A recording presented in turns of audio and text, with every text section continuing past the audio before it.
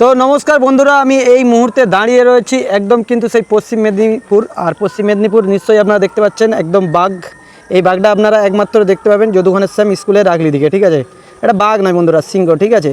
এখানে যে সকল ছেলে মেয়েরা পড়াশোনা করে সব সিংহের মতন পড়াশোনা করে, ঠিক আছে।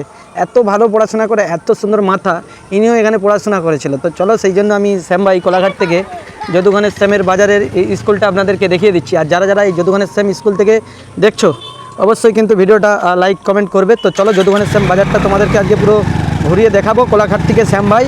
আর এখানে আমাদের প্রচুর ফলোয়ার এসেছে, প্রচুর, মানে বাচ্চা বাচ্চা চিনে কোলাঘাটের শ্যাম ভাইকে, যদুঘনেশ্যাম বাজারের আশেপাশে যারা একটু মোবাইলের সাথে যুক্ত আছে।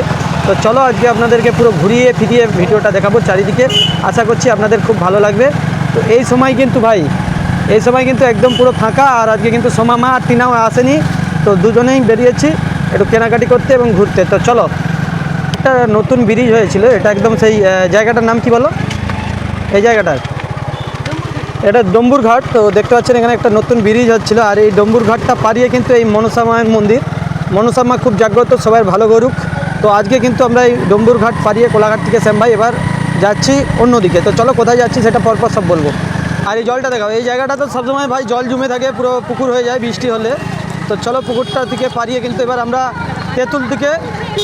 তেঁতুলতলা চলে এসেছি। এবার আমরা বাঁ দিকে যাব, ঠিক আছে। এটা হচ্ছে তেঁতুলতলা। তো চলো, কালী মন্দিরে মায়ের দর্শন করব। তো মায়ের মন্দির খুব জাগ্রত, মাকে প্রণাম জানাই। মা যেন সবাই ভালো রাখে, সবাই মঙ্গল করে। তো খুবই ব্যস্ততার মধ্যে রয়েছি, মাকে কিন্তু দূর থেকেই কিন্তু মায়ের দর্শন করে নিই। শ্যাম ভাই তোমাদেরকে দেখায়।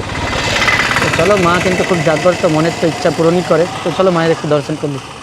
তো একদম আমি চলে এসেছি পশ্চিম মেদিনীপুরের মা মনোকামনা মায়ের মন্দিরে। আর মা কিন্তু মনের ইচ্ছা পূরণ করুক, মাকে মন থেকে খুব যখনই যাই এ পাশ দিয়ে মায়ের দর্শন করে যাই। তো আজকেও এসেছি একদম সরাসরি, আপনারা দেখতে পাচ্ছেন। মা খুব জাগ্রত, মা সবাইকে ভালো রাখুক, সবাইয়ের মঙ্গল করুক, মায়ের কাছে এটাই প্রার্থনা করি, আর কিছু নেই বন্ধুরা।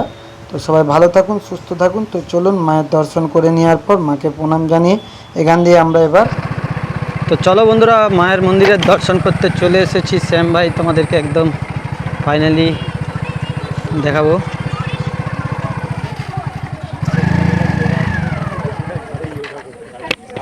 চলো, তো চলো, ফাইনালি চলে এসেছি একদম জয়রাম চোক। আর এই জয়রাম চোখের পেছনে দেখতে পাচ্ছেন এটা হচ্ছে পদ্ম বাগান আছে, কিন্তু পদ্ম ফুল একটাও দেখতে পাচ্ছি নি, পদ্ম গাছ রয়েছে। আর বিকেল টাইমে কিন্তু অনেকেই আসে জয়রাম চোক মহাপ্রভুর মন্দির। আর সেটাই কিন্তু আদি মন্দির, যেটা হচ্ছে প্রথম থেকেই কিন্তু রয়েছে বন্ধুরা। তো চলো, সেই আদি মন্দিরের প্রথম দর্শন করি, তারপর আপনাদেরকে দেখাবো শ্যাম ভাই যে পরের মন্দিরটা। তো চলো, মেন মন্দিরটা আপনাদেরকে দেখাই, কেন উপরের মন্দিরটা দেখানো যায়নি।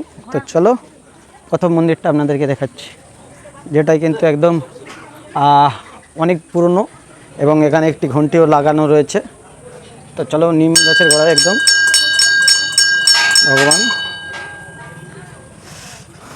তো অনেক মানুষই এসছে বন্ধুরা এখানে। চলো, তোমাদেরকে দেখে। তো ফাইনালি কিন্তু বন্ধুরা আমরা চলে এসেছি একদম মহাদেবের কাছে। আর মহাদেব কিন্তু বিরাজমান করছে কোন জায়গায় দেখতে পাচ্ছেন, পেছন দিকে। আর ফ্যামিলিকে কিন্তু নিয়ে চলে এসেছি কোলাঘাট থেকে শ্যাম ভাই। তো আপনাদেরকে দেখাচ্ছি সরাসরি। আর এই যে পুকুরটা রয়েছে, এই পুকুরটায় কিন্তু প্রচুর একদম মাছ রয়েছে, কচ্ছপও ছিল, কিন্তু আমি এখন এই মুহূর্তে কচ্ছপ দেখতে পাচ্ছি না, শুধু দেখতে পাচ্ছি রঙিন কালারের মাছ। কচ্ছপ হয়তো আছে ভিতরে। আর পেছনেই কিন্তু বিরাজমান করছে মহাদেবের দর্শন করার জন্যই বিশেষ করে এই জায়গায় আসলাম অনেক দিন বাদে। আর সাথে কিন্তু হচ্ছে যে আমাদের সুজাতা এসেছে, ওনার থেকে জানবো কেমন লাগছে। এদিকে ঘুরে বলো। অসাধারণ।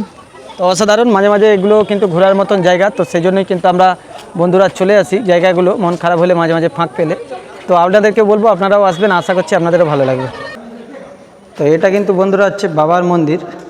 আর আপনাদেরকে দেখাচ্ছি, বাবা রয়েছে এখানে, বজরং বালি রয়েছে একদম, এবং নারায়ণ, ব্রহ্মা আর মহাদেব, এবং হচ্ছে নিচে দেখতে পাচ্ছেন নিচে রয়েছে মা মনসা, শীতলা। তো সব রকম কিন্তু ভগবান রয়েছে। তো চলো, আপনাদেরকে পুরো দেখাচ্ছি রাতের পরিবেশটা। আর এখানে নন্দী মহারাজ রয়েছে। তো চলো, রাতের পরিবেশটা কিন্তু দুর্দান্ত লাগে এখানে।